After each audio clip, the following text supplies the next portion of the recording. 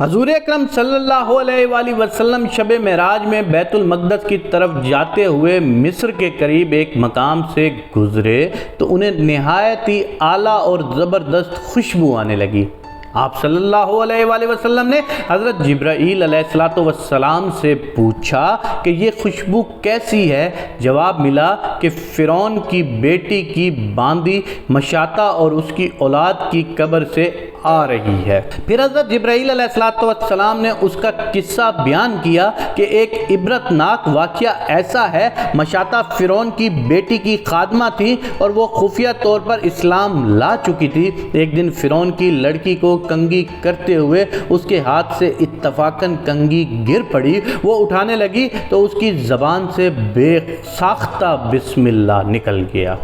اس پر شہزادی نے کہا، تو نے آج عجیب کلمہ بولا، رب تو میرے باپ فرعون ہی ہیں، تو پھر تم نے کس کا نام لیا ہے؟ اس نے جواب دیا، فرعون رب نہیں بلکہ رب تو وہ اللہ ہے جو مجھے اور تجھے اور خود فرعون کو روزی دیتا ہے۔ شہزادی نے کہا، اچھا تو میرے باپ کے سوا کسی اور کو اپنا رب مانتی ہے؟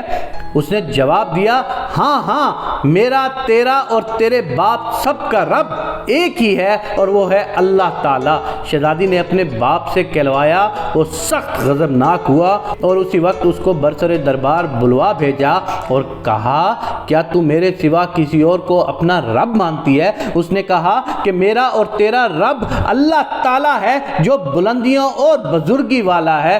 فرعون نے اسی وقت حکم دیا کہ تانبے کی جو گائے بنی ہوئی ہے اس کو خوب تپایا جائے اور جب بالکل آگ جیسی ہو جائے تو اس کے بچوں کو ایک ایک کر کے اس میں ڈال دیا جائے، آخر میں خود اسے بھی اس میں ڈال دیا جائے۔ چنانچہ وہ گرم کی گئی۔ جب آگ جیسی گرم ہو گئی تو حکم دیا کہ اس کے بچے کو ایک ایک کر کے اس میں ڈالنا شروع کر دو۔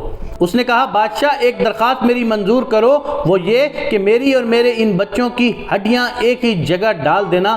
اس نے کہا، اچھا تیرے کچھ حقوق ہمارے ذمہ ہیں اس لیے یہ منظور ہے۔ اس کی دونوں بچیاں اس کی آنکھوں کے سامنے اس میں ڈال دی گئیں اور وہ فوراً جل کر راکھ ہو گئیں۔ اور پھر سب سے چھوٹے کی باری آئی جو ماں کی چھاتی سے لگا ہوا دودھ پی رہا تھا۔ فرعون کے سپاہیوں نے اسے گھسیٹا تو اس نیک بندی کی آنکھوں تلے اندھیرا چھا گیا۔